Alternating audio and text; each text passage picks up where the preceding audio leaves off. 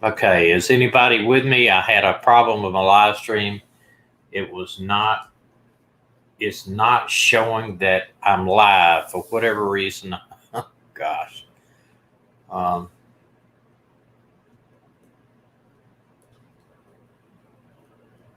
Hang on with me a minute. Everybody has problems.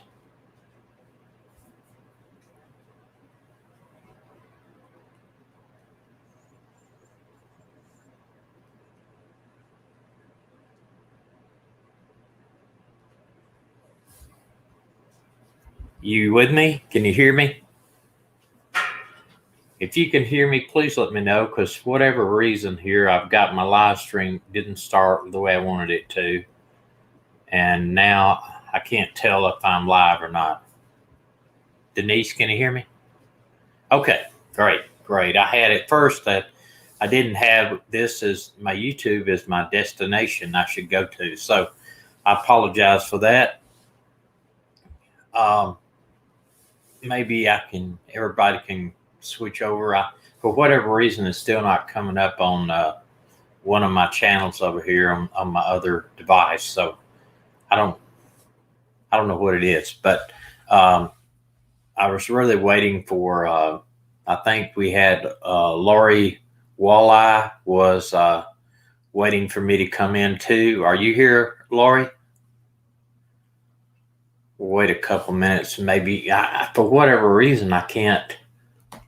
It's not showing up that I'm live on my other device, and I got a lot of information for you tonight. I just hope I can get. I can get. All right, it says I'm live on this device. It says I'm live there. Okay, there it is. Okay, I apologize. Well, let's get to it right off the bat. I do, like I said, I do apologize for that. That's this new software I'm using is StreamYard. I've been using Ecamm for a long time, and for whatever reason, it doesn't grab a hold of YouTube as easy as the other software, but it does allow me to do a lot more. So, but let's go right into it.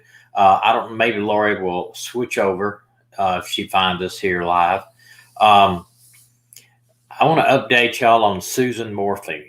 Uh, Profile and Evil was contacted their channel. I don't know if you ever watched their channel. It's a very good channel, and I've been in touch with these guys, and we share a commonality of their. We're both retired law enforcement. They worked a lot of homicide. I did work homicide for a while, but my strength is in narcotics. But when narcotics is similar to homicide, the only thing homicide is, you don't know who the guy is, and you're trying to figure it out through use of informants mostly. That I would say that would be hello Medina would be number one, um, and that's homicide. And narcotics, you use informants. You know who the bad guy is, and you try to find out how to get him, put him in jail. So, but you do both of you use informants, and so Profiling Evil is a great channel. If you haven't watched it, I really encourage you to watch it. And if you subscribe, be sure to tell them that I recommended you to subscribe. That will help me out with them as far as maybe they can share my channel. They've got several thousand subscribers, and we have talked via email. But anyway, they had the family reach out to them because they are one of the larger channels covering the Morphew disappearance. And the family came through with some great information that I was wondering. And Barry, her husband, had said, Barry had told Tyson Draper the time that he got out and talking to him on that road when he caught up with him, that he had already been cleared by the police and he took a polygraph and all this kind of stuff. I think that I don't remember exactly how he put it, but he said, he had done whatever test they needed to do. Well, that was not true, according to the family. The family said he refused to take a polygraph and he refused to take a stress test, a voice stress test, which if he'd have taken a polygraph and gotten cleared, And then they went ahead and he got some deception on his polygraph, and then they gave him a stress test on his voice, and that would have cleared him. Then you'd know something maybe was in the polygraph, but he refused to take either one. Now I'm sure that that was on the advice of attorneys, but it may not have been. It may have been him. He just doesn't want to take the test because he knows that he'll show up deceptive. Because I do not believe that from all what I see, he's not going out like I put in my rant. He's not going out every single day and saying, hey, we need to get this investigation going. He's not going out and really being at meetings, organizing search parties, and not putting himself out there. And today makes 3 months since she's been missing. 3 months. He's done one video, pre-recorded, live. And yeah, I know. Is it BB? Okay, Miss BB, you're absolutely right. He did. I heard him on the tape, but he has not been cleared. The sheriff's department came back and said that we don't have any suspects cleared. Nobody is above suspicion. So, but he did. The family has said that as far as they know, he's never taken a single test, polygraph or stress test.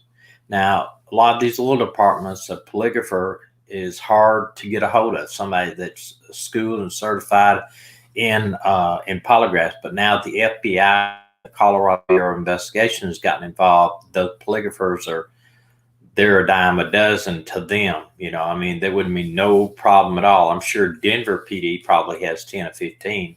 I know in my department we didn't, but the department just north of our department had one, and they even when they hired me as for a police officer years ago, I had to take a polygraph, and I did also when I got hired at a much larger department. I've taken about 5 or 6 of them, 3 or 4 in training to show people how they work, and 3 or 4 for other jobs. So it's not. I passed every polygraph, no deception at all. So it's not like it automatically, if you're nervous, because I was nervous on every polygraph I ever took for a job, because you don't know what the thing's going to say. You always are nervous. Well, are they going to think I'm this, or are they going to think I'm that? Because the way they do it, and I discussed this before, they bring you in, they let you they read you, talk to you for about an hour, let you kind of get relaxed, so they can see your baseline and how you're acting for questions, and then they hand you the questions and they walk out of the room and they tell you, read over those questions good so you understand them. That just plants that in your mind. Oh man, if somebody's lying, they're going to think, oh gosh, there's a statement. They're going to know this. And I don't care how well you try to relax, your body's involuntary. It measures your pulse. It measures your breathing. It measures the sweat glands. So a lot of that stuff you can't help it. If you're lying, they're going to be able to tell. And they ask these questions 6 or 7 times in different ways. So it's always just a yes or no. They'll do it. Is your name? And they'll make you, so-and-so. You say yes, know the body, how it reacts, and they'll say, okay, I'm going to ask you a question and I want you to say no matter what it is. Is it sunny out today? No. Well, they're going to show, because they're going to know how you react to a lie that doesn't mean anything. And then they're going to catch you up later on. Now, the one thing is, if you're a sociopath, somebody has no conscience about lying, you can pass a polygraph because you don't fear, you don't have anything wrong, you don't think anything's wrong. But the fact that he told Draper that, yet the family says that is totally not true, that he did not take a polygraph and he did not take a voice stress test, and he has not been cleared, that is just totally a lie, that he has not been cleared. And the family basically is saying, look, we're getting no cooperation and get this safe this case closed from Barry. There's no communication between the family and him. I think that was what Profile and Even was saying. Now, the family stress is one thing. They're worried about the children. They're worried about how the children are being treated by the public, and they would really, really don't want the public, the press, or anybody to try to interview the children or try to put them in any more stress than they're on now. So I'm not going to address that. I'm not going to address the kids in any way. I don't think that it needs to be. My parents were missing, and like this, my wife or child had to be stressful enough. So I'm, the families were worried about them. I'm worried about them too. Their mom was missing. I don't know what kind of relationship they have with their father. Information I have, they're not even living with the father, but I don't know that to be true, and I'm just saying the information. I'm not ready to say, Miss BB, that she's deceased. The longer it goes on, more chances are she is. But until we have an answer, either way, we're just going to have to hope and pray that she is still alive. Longer it goes on, the less chance. Denise, she said it's like they do pre-screen. Right, exactly. For polygraphs and anything, they do pre-screen, they do investigation. I don't see Barry's cooperating with the police. I mean, he said he's 100% cooperating, but I don't see him cooperating. I haven't heard anything. I mean, here's why I think the police are zeroing in on Barry. And I have no evidence of this, but this is just my observation.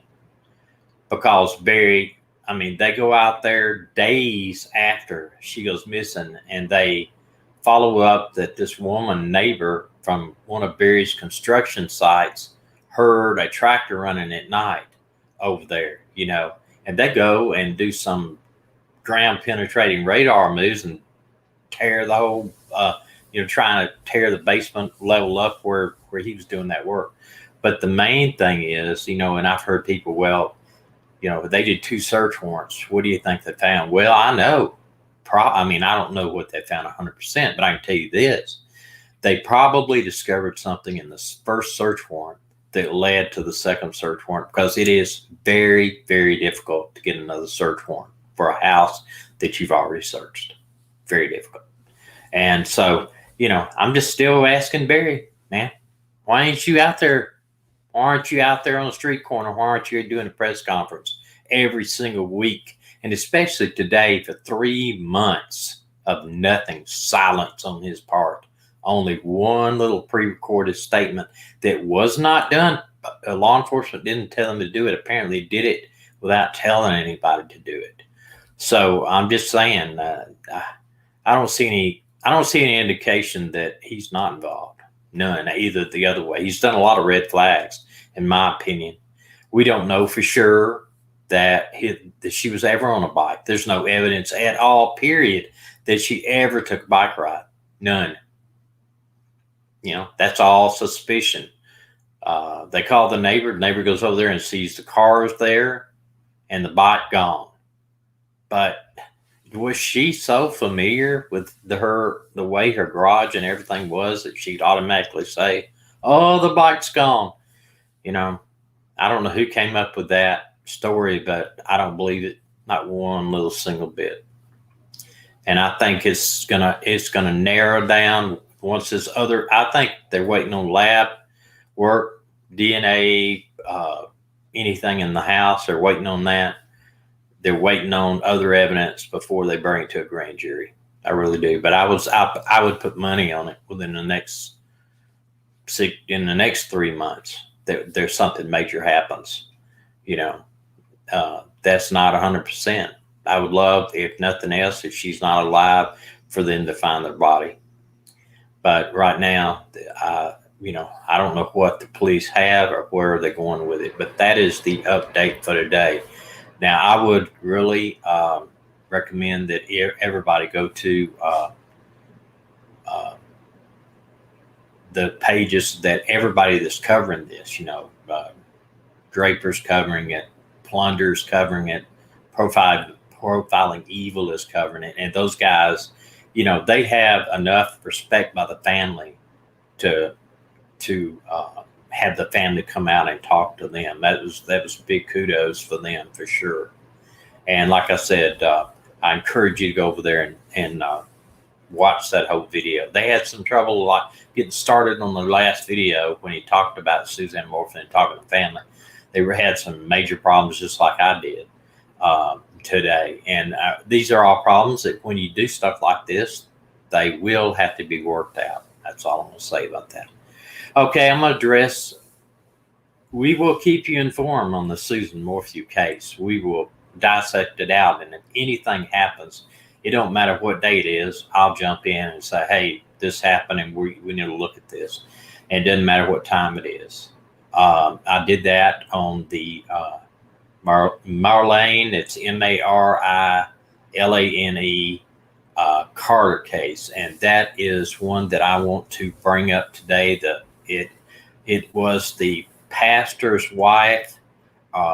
She left Missouri and with intentions of driving by herself to Birmingham, Alabama, and which she was going to see her parents there. But the main reason is she was going to admit herself to a psychiatric facility that from one information is she used to work there. And so she gets in her car by herself. She drives to a location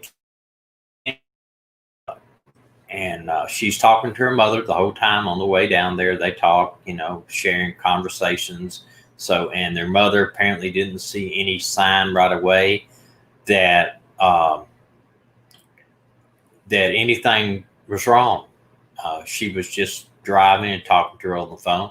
She gets out at a motel in Kansas, goes in. This is like early morning hours apparently, and she stays there, checks in, it stays about 3 hours, and then gets back in her car.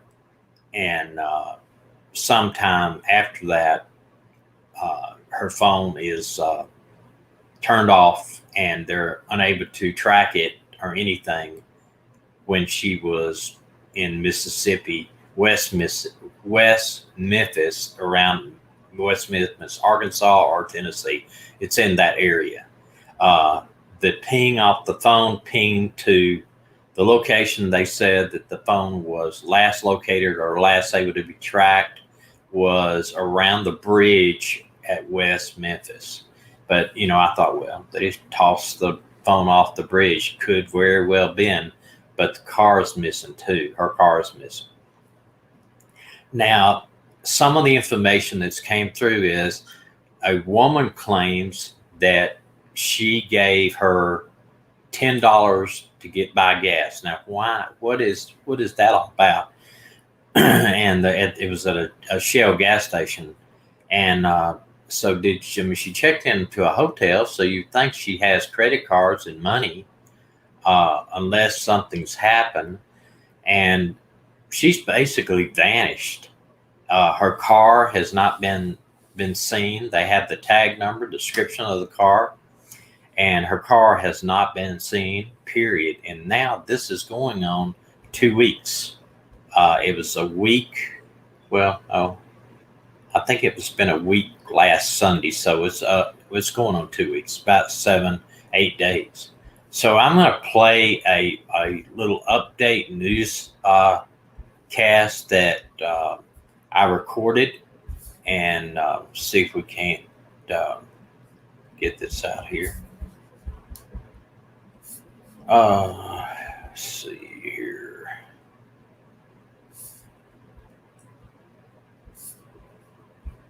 I just told our 3 kids, to be praying for mommy, and we're going to find her. It just might take a few days. Adam Carter has been in the Mid-South since Tuesday looking for his 36-year-old wife, Marilane. He lost contact with her when she disappeared Sunday night. Her phone went dead somewhere in the area of the I-55 bridge coming into Memphis.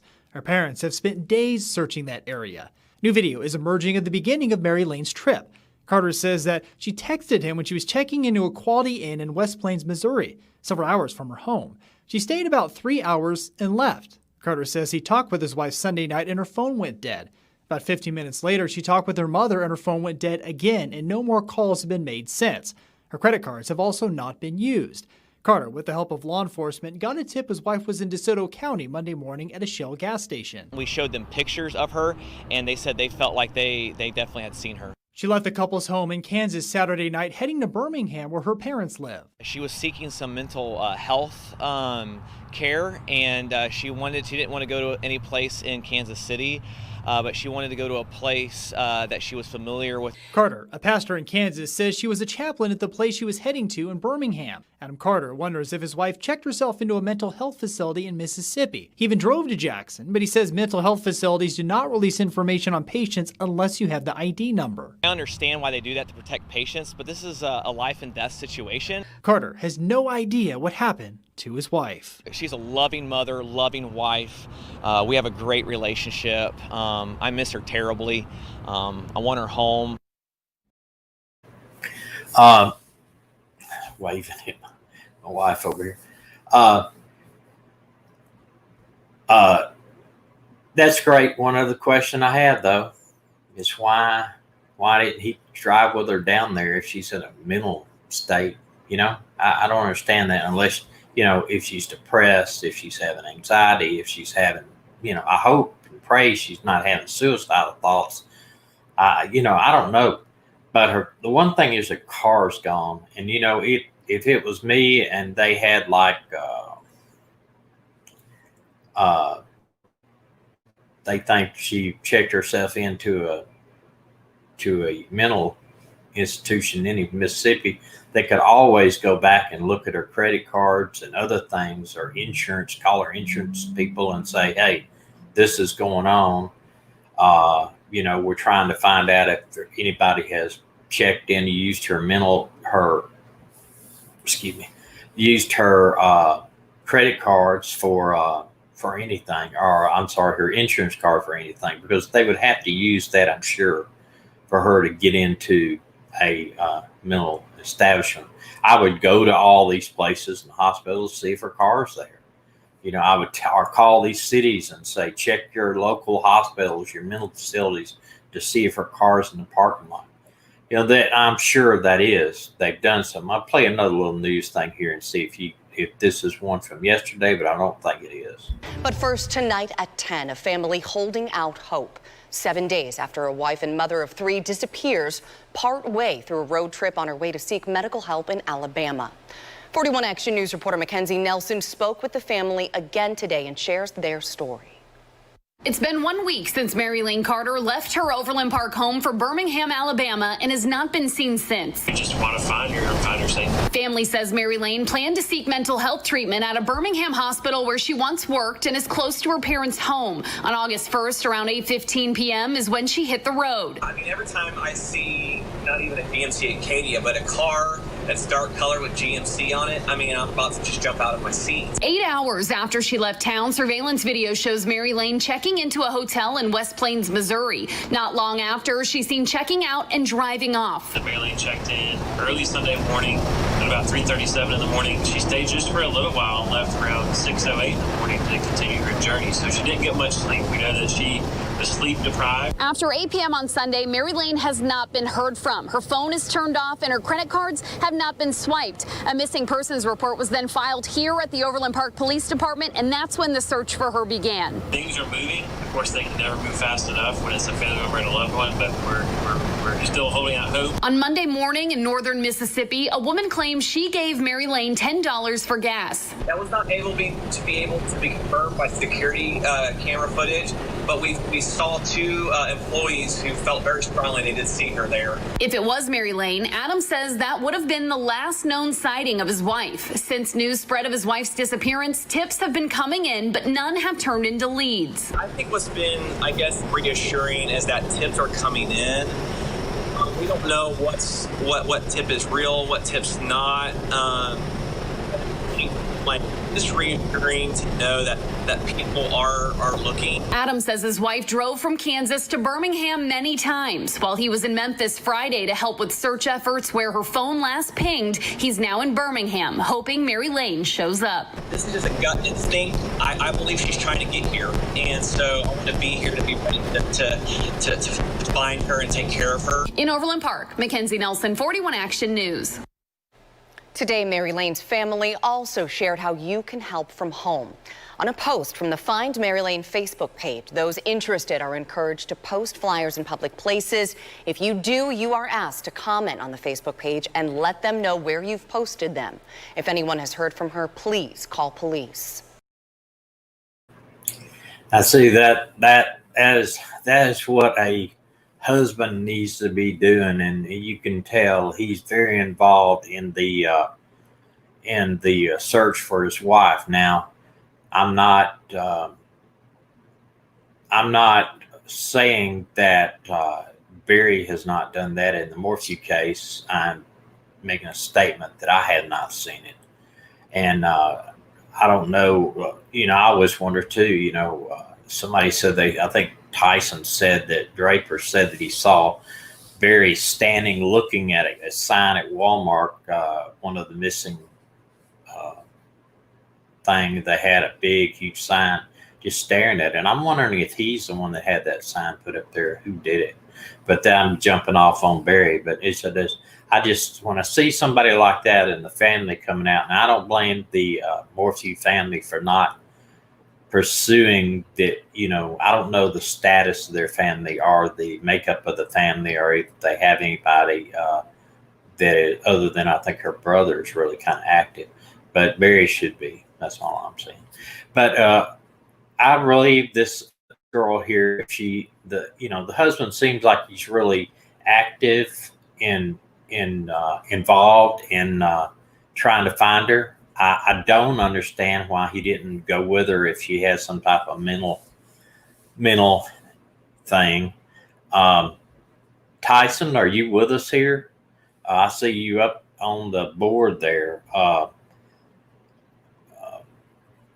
I think if you're Tyson, if this is you, man, you've done a fantastic job with your channel and getting the information out. Well, I'm glad you visited me tonight. I really appreciate it. You've done an outstanding job on the Suzanne Morphew case. And I would encourage everybody, if they haven't gone and visited Tyson's channel, to do that. He's very informative. He's very easy to listen to, and he doesn't make up stuff. He actually does investigation. I applaud you for getting out and going to the scene and of the Suzanne Morphew disappearance and getting Barry on tape. Absolutely. And like I said, I encourage everybody. This is a new channel here, but I can tell you that as a retired police officer and watching Tyson do this, he could be instrumental in solving this case with Susan. I follow you every night, and I subscribe to your channel too. And maybe we'll get together online, and I would love to have an opportunity to pick your brain too sometime. I'll send you a message or something, and we can maybe do something. Maybe if something breaks in this case, if nothing else. But going back to and Tyson does a lot more besides just the Barry Morphew case. He covers a wide range. I appreciate it. I really do, Tyson.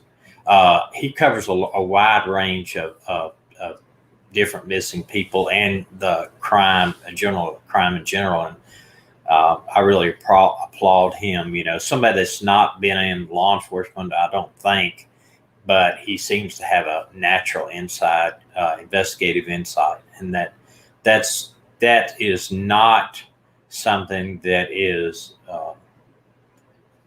I've seen in many citizens that have not been actually involved in law enforcement. I think I read you were a teacher, or I think at one time.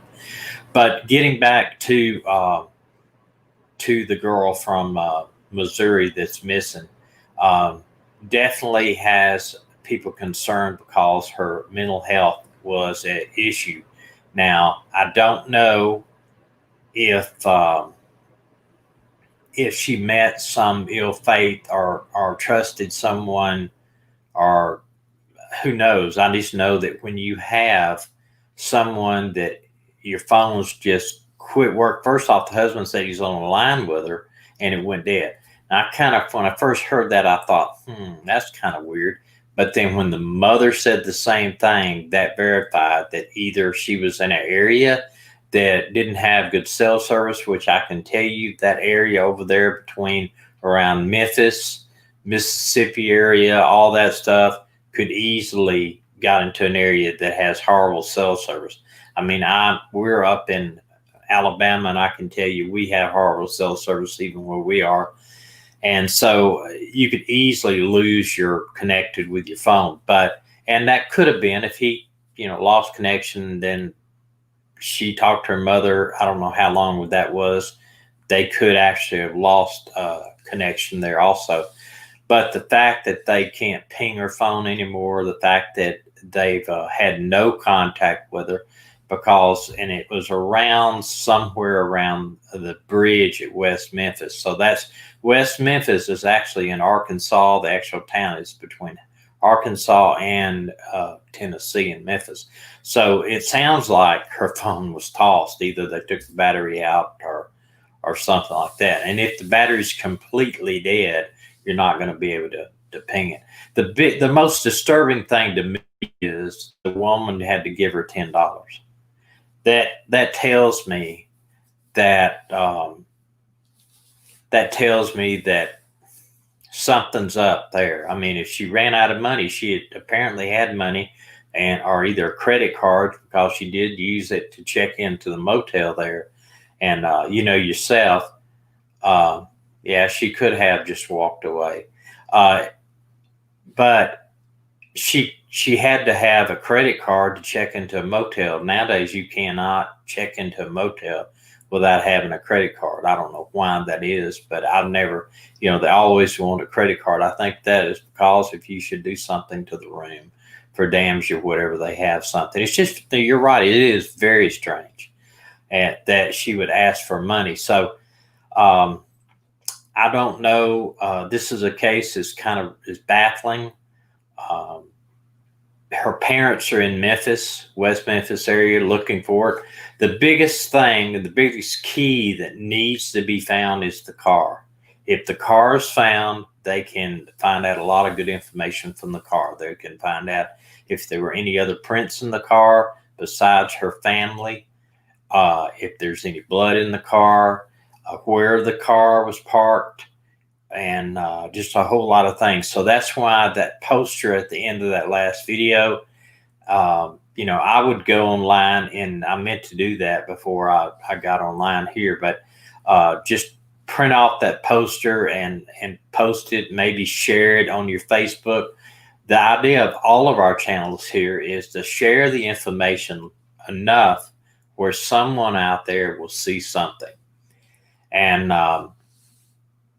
we hope we can she's got three children. And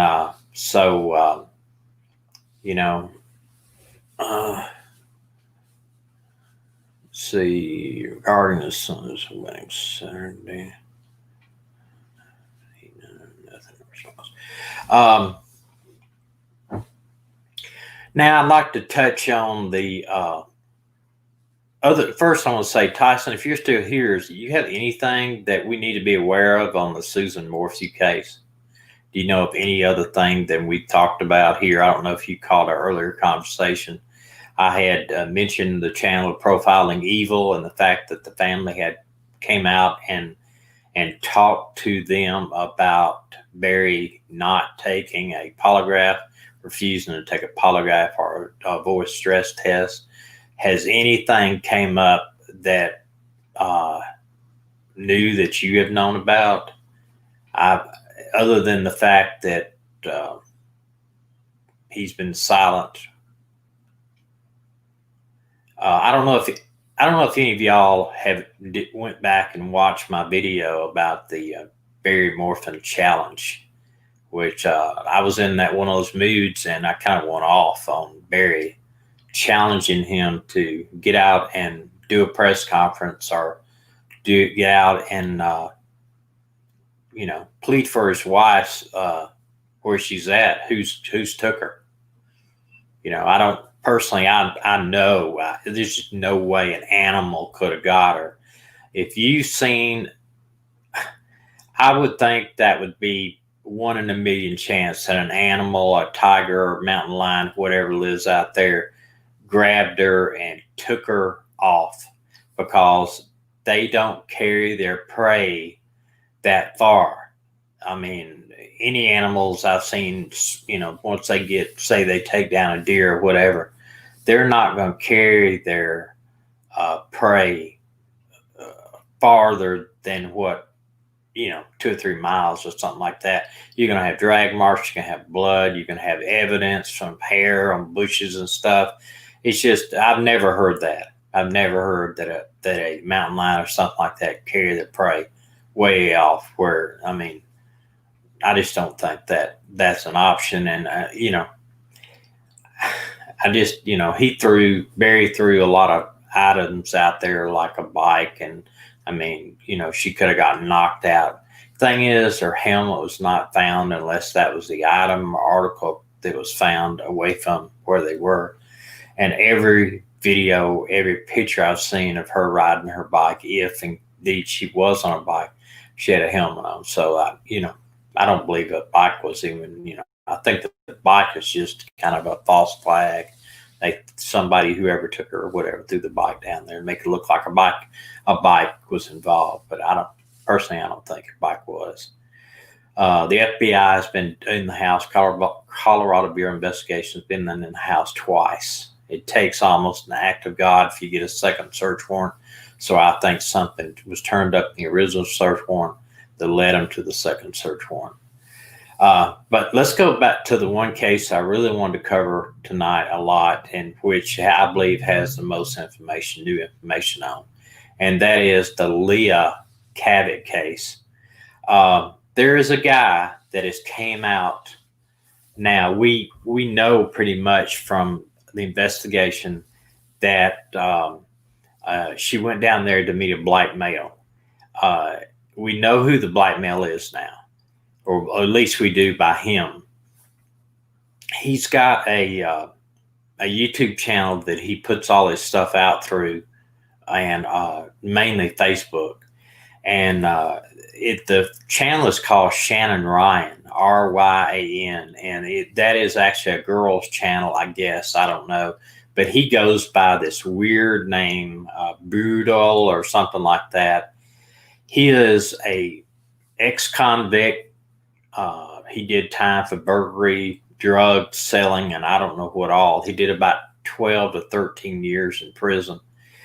He claims to be God.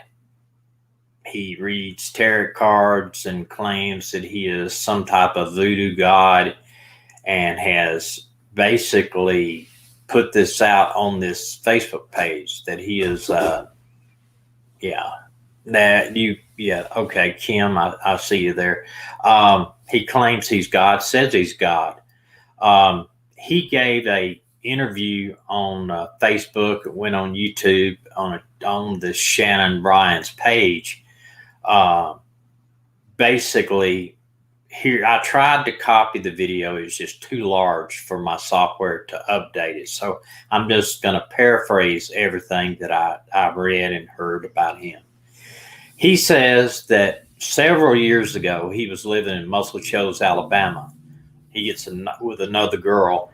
He gets a knock at the door. He answers, and there is who we know now to be Leah Cavett on the door with a young baby.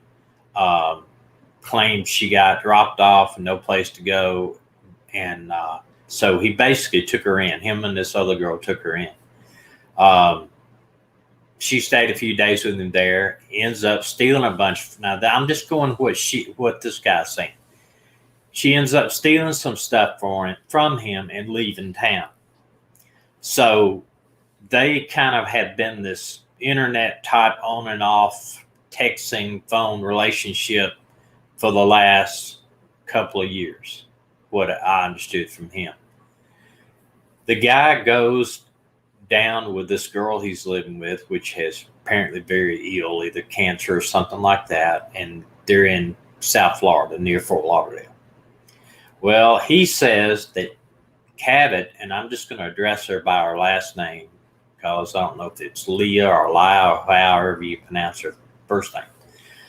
He says that Cavett notified him, and they got to talking on text message, and she tells him, hey, I've bought this truck, traded my car for this truck, and a white pickup truck, and he says, well, I'd like to buy it from you. I'm going, this is him.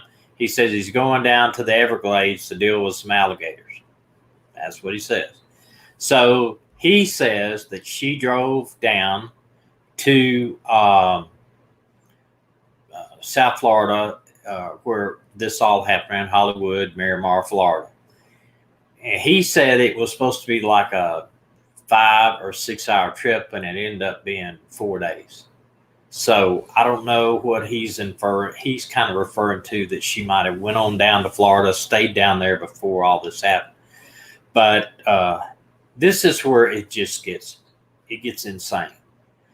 He said once she got down there with her child, that he met her and they went to the beach. They went a couple other places, and then they stopped at this service station. I can't think of the name of it. It's right beside Walmart is what he's saying. And he keeps referring, check the video. These places got videos. And he said that while they were getting gas, he was in the car sleeping. And when this other car pulls up, apparently woke him up, and that Cavett went over and started talking to these 2 guys or 3 guys inside this black car. And he hears her say, the guy asks, do you party? And he hears Cavett say, yeah, I party. And this is him again. He says, well, I thought, surely these guys see me. And they get out. He gets out of the car and says, hey, man, she don't party. Well, they kind of blew it off. And this is kind of confusing. He said they pulled around the other side of the station. So Cavett goes out and gets in the car with him. Her and her child in the car with these 2 guys. And they drive off. So he says that he waited in this parking lot for, basically slept in the parking lot. That's what he's saying. So this is confusing to me. So did he not have a home? And where he was living down in Florida, he apparently is driving. This is another confusing point. He doesn't say if there's another car involved, or this was only the truck that they were in. Because he said once she arrived down here, that he bought the truck from her, $3,500. Gave her $3,000 and said, well, after you clean it out, I'll pay you the other $500. So after she had left, he said he slept in the parking lot of this gas station, in the truck, I guess. And that he said he needed to use the internet there. They had internet, so he used it so he wouldn't have to use his phone data. This makes no sense to me. None. Where has this guy been living? I mean, where is this guy? He says his girlfriend's in the hospital down there, real bad shape. And that was one reason she was coming down to sell him this truck and to help him with his filming. Because apparently he does filming about this cult he's in, these tarot cards and all this other kind of stuff. And why he was going to Everglades to do something on alligators. It's crazy, some of the stuff he's saying. And I know I'm confusing because I am confused. But he claims he stayed all night and then this gas station. And then the second day after her not coming back, he drives the truck to Walmart where they found it, which is right beside the gas station, and leaves it. Goes back over to the gas station. Now, this is another thing to me. Is there another car there too? How is he doing? Is he staying in the parking lot? He never does go into it on this tape. And then he said it was going to rain, so he walked back over to this Walmart where the truck was. He gets a plastic bag, puts it over the window, and at that time, the police surround him and say, "Hey, man, what are you doing here? Hands up," and all that. So he apparently tells the police there what's going on and shows her, the detectives, a woman detective comes up, shows her his phone and everything. For whatever reason, they didn't charge him. So I'm going to show you one from his actual Facebook page. And I did not show the actual Facebook page because I don't want to promote his page. I mean, if you want to find it, you go and you look for it, because this guy, in my opinion, is bad news. And he would be my number one suspect just because of a lot of stuff he said. And I'm going to warn you, the page is full of vulgar language, full of it. And this is a page from where I was reading. And he basically says this: I can't figure out what I did to make the FBI want to investigate me. Really? You can't figure that out? Well, you know where I am at if you want to come and get me. Well, you know what? I think that's is probably going to happen. But he goes on and says that that we really should have a proper meeting, but he doesn't want it. So he says, I'm in Dallas. But tomorrow, you're in Florida, but you want to meet me to come back. Sure, I'll come back after you get a warrant. So he's telling them, hey, I'm in Dallas, and if you think I'm guilty, get a warrant. Guys, I'm telling you, he is talking like a suspect to me. He's talking like a suspect. He never mentioned, when he's talking in his rant on his channel, he never says anything about the baby. Nothing. Not like poor kid. He does say that the woman would never leave her baby. That's all it says. And he says, get a warrant. Whoops, you can't. So please leave me the F alone until you can. Excuse me, officer. I believe this is the best you come to me if you want to talk to me. Well, now in his video, he said, I talked to the police. I gave them all the information that they wanted. I'm not involved.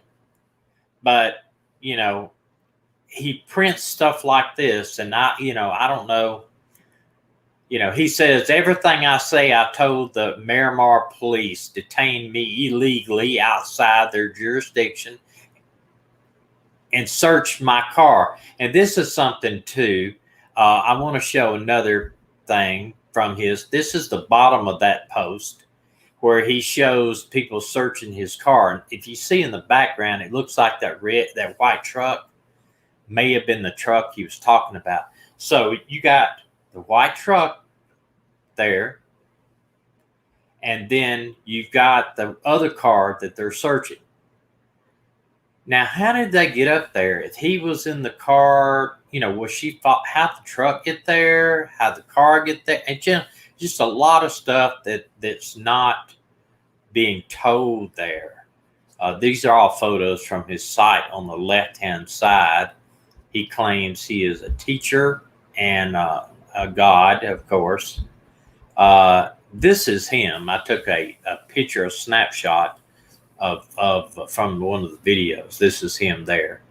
Um, there is a video that he did online on YouTube, actually, where I would encourage you to try to find it and just listen to the whole thing. The language is pretty strong street language, but he's been in prison. He's did a lot of years in prison, and that's where he developed his religion.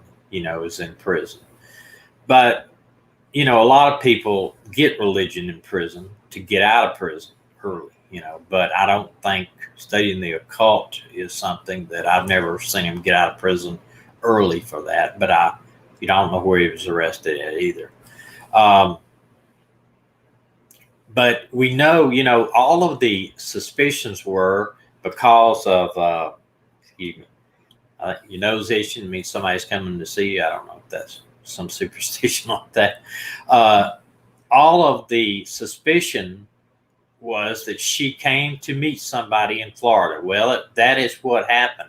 But it was not from a dating site. It was not probably unless she may have arranged to see somebody else down on here in Florida that might have been on one of these dating sites. But he tries to put everything out on the people in the black car that he said she went over and talked to. The black car pulls up. She walks over and talks to these guys like she knew them. So, and she supposedly tells him, he says, "Hey, man, what are you talking to that guys for?" "Oh, I know them." But she doesn't have any friends in Florida. So, it looks like to me he's shifting the blame back to somebody else. He's trying to throw it back off. And he's very adamant. Look at the film. Look at the cameras. Look at the cameras. Look at the cameras. And basically, that is more or less, to me, if I was sharing information about that, check the cameras if you don't believe me. I mean, that's almost like, to me, it's almost like somebody's guilty. He's trying to put that out there. And I'm sure the FBI and the local police looked at the cameras.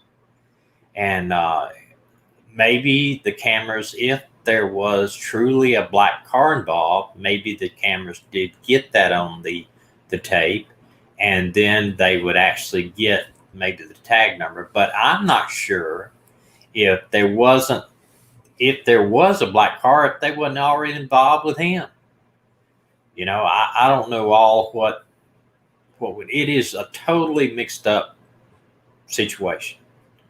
I mean, he's arrogant. He claims that, like I said, that he's some type of voodoo god or something, and that he's going to get even with everybody that goes against him. Let's see what else. Oh, one other thing too. I've always said that if you have information, that we encourage you share with the police. However, if you have information you don't want to share with the police for any reason, you can email me at themissinglivestream@gmail.com. And this will give you a chance to give me what information you have so I can pass it on to the proper authorities. And Tyson, if you're still with me here on the stream, I would encourage you to send me an email, your contact information. I'd like to talk to you possibly about doing a stream together concerning any one of these cases and your suspicions, if they're the same as mine, or maybe you have some other ideas. I had a tip come through one of my, it was actually, I think, on the last stream. I'm not sure. It was one of my streams on this case here. Maybe it was on the original stream, and you can go back and look at that live stream on the Cavett live stream. It came out of a girl, according to her Facebook, she lives in California. Told me an address and two guys' names and said that she is being held at a house at this address with these names. I sent her a message on her Facebook page. Please contact me via email. I need more information. I commented the same on the YouTube channel page. After not hearing anything, I contacted the law enforcement authorities down in South Florida that are working this case, and I passed on that information. But, all I could do was say, here's a screenshot. Here's her Facebook page. If the FBI wants to contact her, you can find out anything. Here's my phone number. Call me and I'll help you any way I can. So, I hope that she didn't throw that out. But listen, for those people that are just doing it to get somebody else in trouble, or just passing false information out here without having evidence of it, we can all say, hey, we suspect so-and-so. I just suspect that he might be involved. But if you say, I believe she's tied up here and gives me an address, I believe these two people are involved, and gives me full names, I would love to have her tell me in an email, private email, look, so-and-so said that this happened, or this is why I believe this, because it's easier for me when I pass on that information to tell them all this stuff. But what's going to happen in this case, if whoever working the case looks at this information, they may go out to this address and do what we call a knock and talk, where they knock on the door and find out who's living there and say, hey, we need to talk to you about this case. We're investigating the case, and getting in the house, or maybe ask if they can, find out if there's anybody here, and you mind if we walk through the house with you and find out. Or they may look at these names and say, we don't have anything on these names at all, but we're going to look at them. And then if they may call me and they may say, well, what, do you have any other information? It would be nice if they would say, I could say to them, yeah, she said, here's her phone number. You could call her and talk to her. But now what they're going to have to do is they're going to have to find out from her Facebook as much information on where she lives, and they're going to have to send a couple FBI agents out to her house, and they're going to personally come to her door, and they're going to try to find out. Now, I'm going to give you a little fair warning for her. If she just made this up to get somebody else in trouble, and you lie to an FBI agent, it's 5 years in prison. And they will put you in prison for lying to the FBI. That you cannot lie to a federal government investigator. Now, the police, I've been lied to hundreds of times. They just do it. The regular police. But in Alabama, for instance, you can lie to the police. It's not against the law. And it should be in my book, because it kind of gives you some more grit to try to catch people doing stuff. But to lie to a federal agent, you get trouble. It's not something you want to do, for sure. So let me read some of the stuff here. Who was arrested in Alabama? His father said that she was. Yeah, the reason why the father thought that was because, as you can see on some of the, I'm not getting into that, who can lie to the FBI and get away with it. That's political. We're not talking about that here.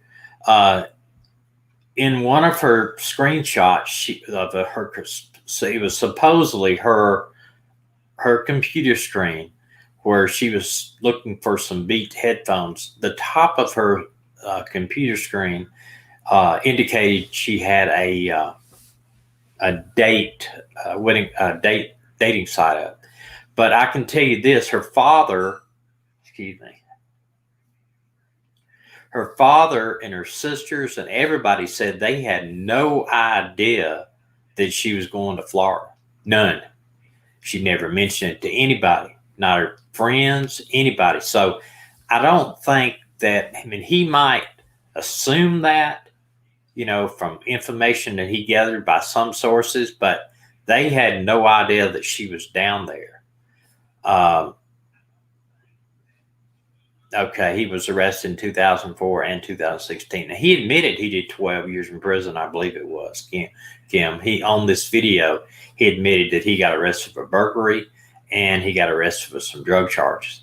But I have not looked and see what all those charges were. I mean, you can find out what city he was arrested in, and you can probably go back and look at they have a lot, the legal way to do it, or the way police can find out where he was arrested just by running a criminal history. But unless you pay one of these sites to look up somebody's criminal record, there's not an easy way to do it other than you can find out what jail they were arrested at. And a lot of these places have got an app called Jail View, where you can look at past and present people that are in the county jail. And if you run a name and you put past only released, it's going to tell you, show a picture of them, and it's going to tell you charges that they were charged with. And that's just one way of finding information out the legal way without having to pay one of these websites to find out. Because, see, like if Walmart or Lowe's or something, they want to hire somebody, they can't find out a true criminal history on that subject unless they go to one of these paid sites, pay the $25 or whatever it is now, and they can find out a criminal record. But it's not as precise as a police officer can find out, because a police officer can look at a complete criminal history of anyone, and it will tell them if it's been arrested and what charges they were, and if they were adjudicated or dismissed, or how much time they did. Kim, where are you getting this information that he was in Stanton Correctional Center? Stanton is one of the institutions that you go to prior to getting. No, we're talking actually about Cavett case. Is one of the smaller institutions in Alabama before you go to Kilby or one of those other things.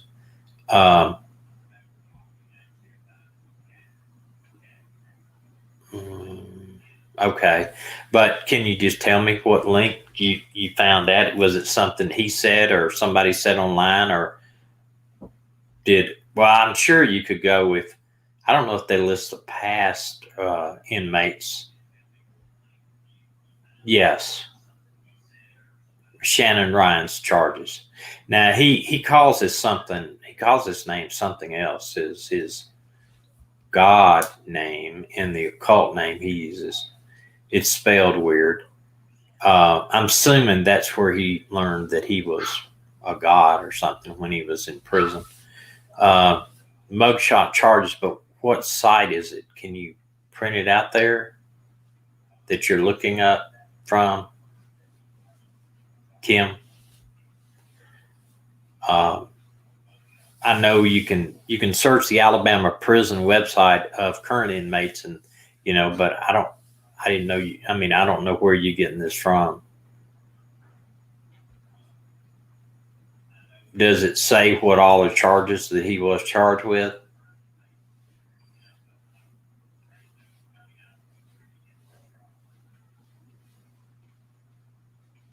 If you could put what website you're obtaining that from, Bail Bond HQ. Okay. Well, I don't know.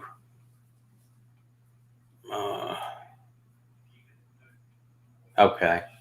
I don't know where, what that is or how extensive that is, what that is. I know that a lot of that stuff does not include a full criminal history report like I've seen and run in the past when I was in law enforcement. I know I've ran people on a lot of these sites. Have Googled somebody and to find out like what their charges were. Like I'd find out the year they were arrested and find out a news agency there and just search their history or their papers for so-and-so. Yes, you can email me the link. It's the missing livestream at gmail.com. I would appreciate that, Kim. I will look it up myself. I have a friend that actually did pay that had to get some information on an employee or something, and they paid, I think it was $29 for 1 year to look up as many people as they wanted to on this site. And it was pretty extensive, but I could tell right, that a lot of this stuff, like for instance, you look up somebody on these paid sites and you find out he's been arrested for burglary, but there's no disposition. And then if you really need to know, then you would have to call the court where that they were arrested at, because it might say on there, and say, look, this is so-and-so, I'm an employer, and I want to find out if this was adjudicated or not. And if they can, they could tell you, yes, he was found guilty, or no, he was not, or he got what they call, it's basically what we used to consider it is deferred adjudication. And what that means is basically they put you on some type of probation where if you're good, oh, can I repeat it? It's the missing live stream, all one word, all together, the missing live stream at gmail.com. The missing live stream at gmail.com. My name's Thomas. But if you're a good person and you don't get in trouble and you do everything the court wants you to do, like you go to drug treatment, or you go to anger management, or you go to, whatever. If it's DUI, you might go to some alcohol thing or AA meetings and you get a few things done. Then you would your charges would be dismissed, and it was just like you never got arrested. But if you're simple probation, where they are found guilty and put on probation for 2 years, and if they don't do anything to 2 years, they just don't go to jail. If they do, then they get charged with the new crime and they go to jail on the last crime. So there's a lot of stuff they can do to that. But he said in his thing that he said online was that he was a criminal and that he had been arrested for burglary, selling drugs, and some other stuff. And it did 12 or 13 years in the penitentiary in Alabama. He didn't say in Alabama. He said he did 12, 13 years in jail. And I'm assuming it was Alabama. Okay, thank you, Kim. I appreciate that. After we get off here, I'll check that out because I'm not in law enforcement anymore. I'm retired. I don't have the access to run a criminal history on somebody. And but when I was in law enforcement, there's a vast number of ways to check somebody and find out if they're, no-fly list, known terrorist watch list, criminal history. There's a lot of different things you can do. You can find out everything on a lot of people. But a lot of these stuff are free to the public to find out about me and you. They can just Google us, or they can look up tax records, or, if you know how to do it, if you know how to dig for stuff, there's a whole lot of stuff. In fact, some of my federal friends in federal law enforcement call Facebook Fedbook, because people will put so much stuff on their personal Facebook page. And the biggest thing I can tell you about, and one thing here, if you have your date of birth on your Facebook page, take it off. You can put the month and the day, but put some year like you're 102 years old or whatever, because people have your date of birth. They can find out all kinds of information on you, and they can actually steal your identity. So it's just not worth it. Find mugshots.com. You can search and he comes up there as well. Awesome. Thanks, Deborah. I appreciate it. I will look. He's not a nice guy, people. He's not a nice guy. He's been there. He is, he would be my number one suspect. But these cameras and him making sure he was always on camera when things happen, all that says is that he was on camera during that time period. All that other time period, when things can happen. And if he keeps talking about going down to the Everglades with alligators, doing something with alligators, man, that statement in there kind of got me a little thing in my head. Where is she at? But let's hope. What I'm hoping is this, and as bad as it would be, I'm hoping that she maybe got down there, met some guys, got on drugs again. Even though I'm not saying I'm hoping she go back to drugs, I'm hoping she's alive. That's it. I'm hoping even if it's something, even if she feels ashamed she left her child outside, even if she abandoned her child, the whole 9 yards, I'm hoping she's alive. And the longer she stays missing, just like the Carter lady or Suzanne Morphew, the longer they stay missing, the more likely some harm has come to them. It's just the way it is, I'm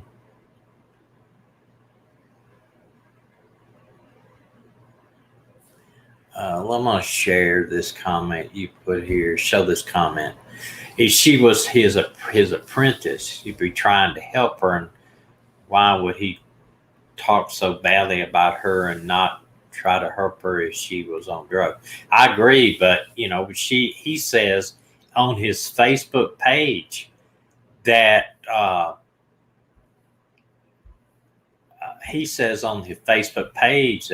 that he likes to go to the beach and smoke a blunt and get high and all this.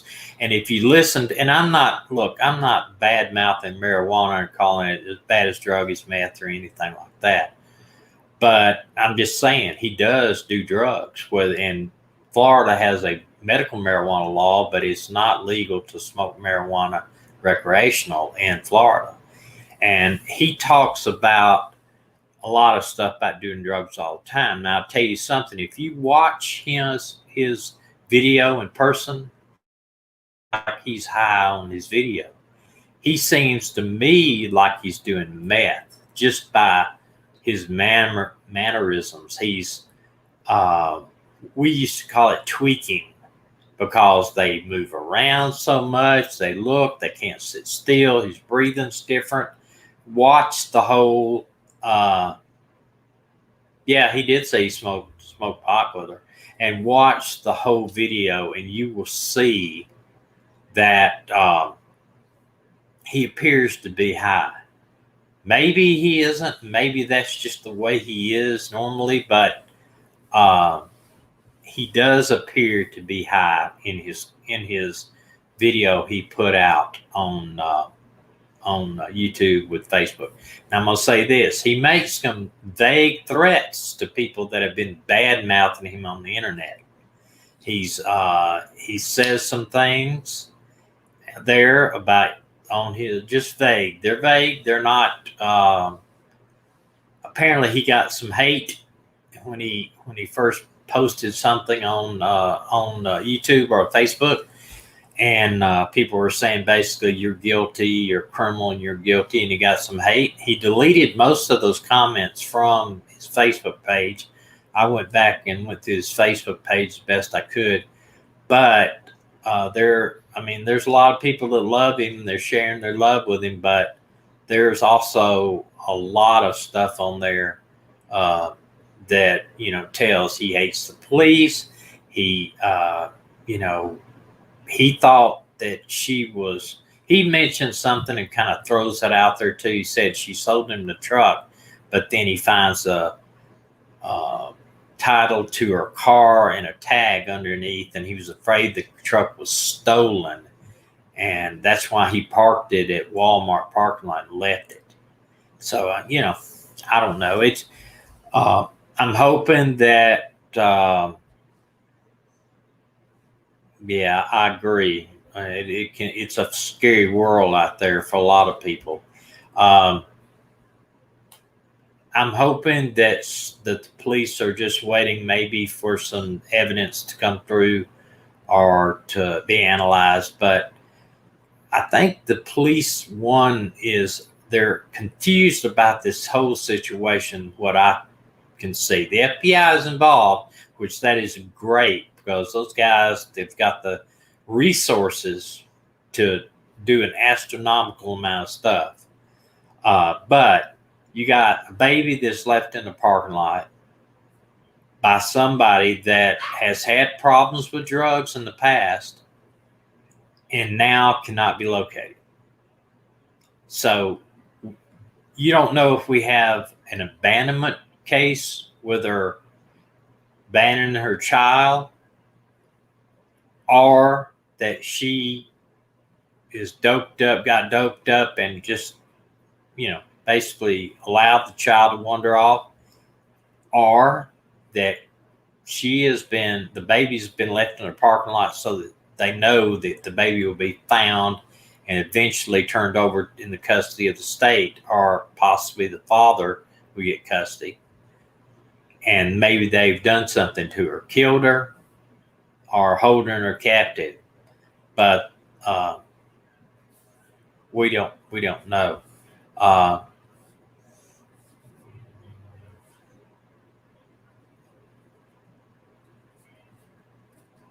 Yeah, but you got to remember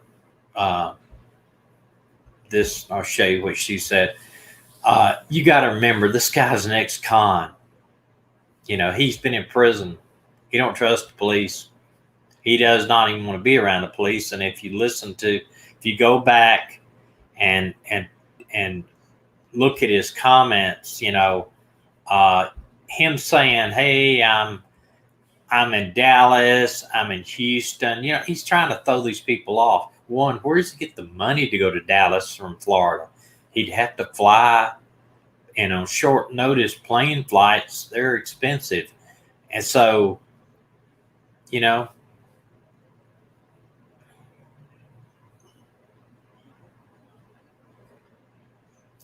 yeah, the father said, yes, you're right, Denise. And one thing I did notice, the police said recently, and I was looking for updates, the family gave the police permission to test the child's DNA to establish if the DNA was, one, the natural father DNA, and two, something to do with the Cavett, Leah Cavett.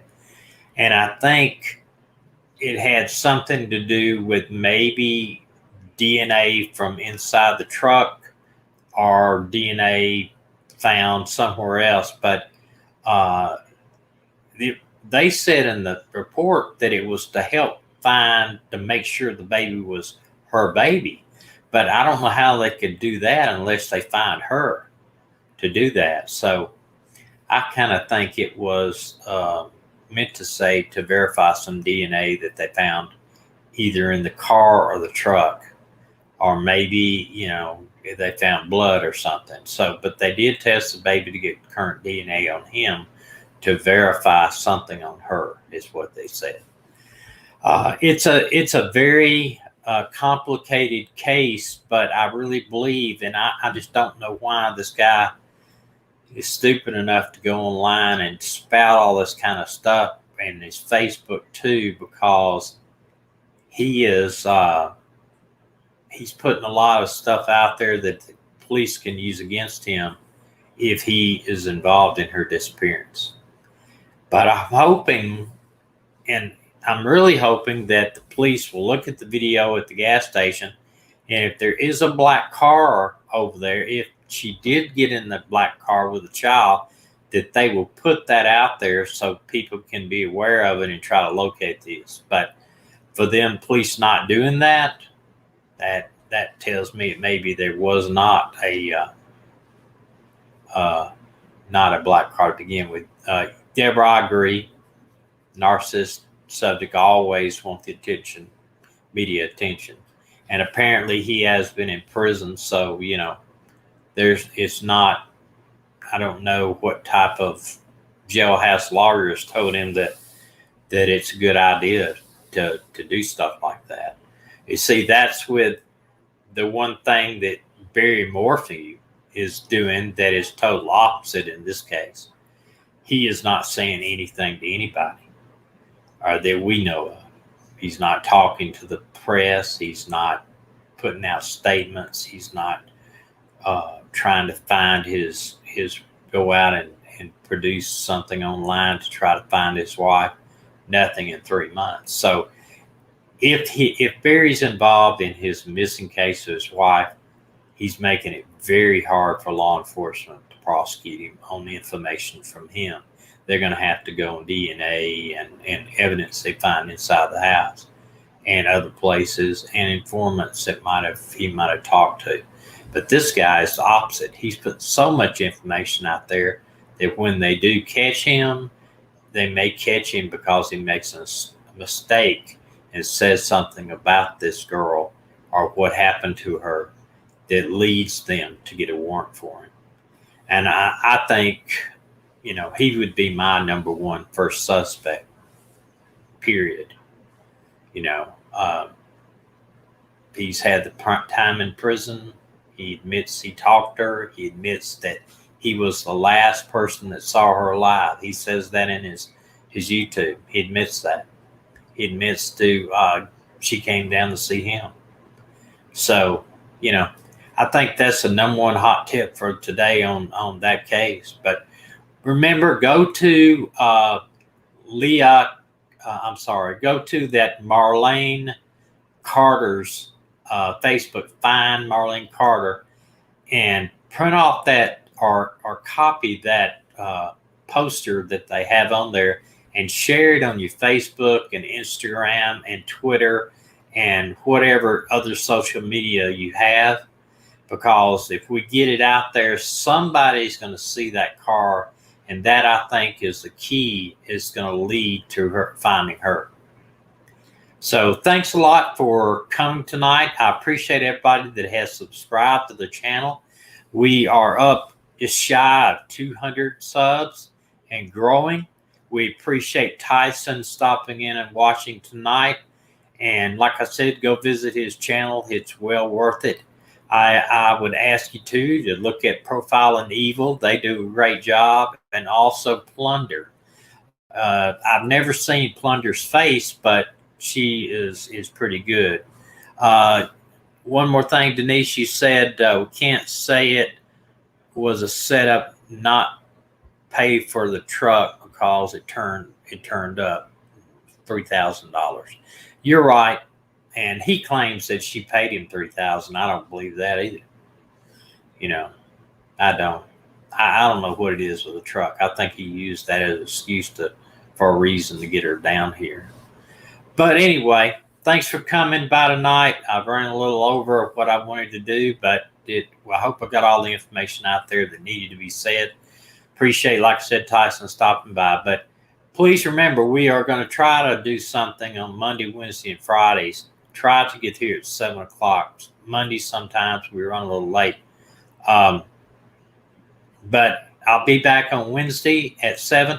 I am going to keep up with these. And if anything happens in the meantime, I'll be sure to go on.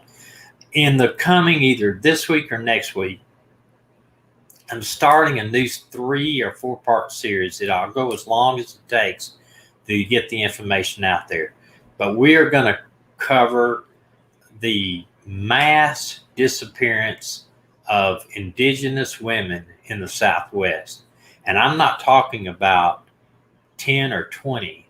I'm talking about hundreds that they've all come up missing with no sign of where they are. And then they've also had a huge amount of homicides out there also.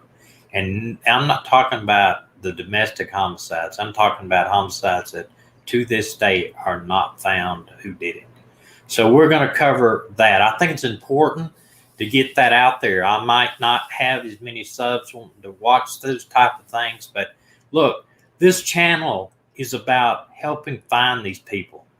I mean, I don't get into homicides and I don't get into where we found the body's been found. Let's try to find the person. I'm trying to find people that we can save now. And their lives are worth just as much as my life, not by the color of their skin. And I have not covered any men yet.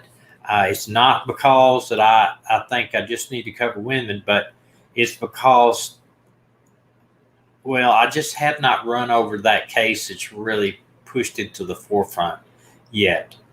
And yeah, husband's never gone missing. Well, I think a few have, but a lot of times they are reasoned or they have found or something happened.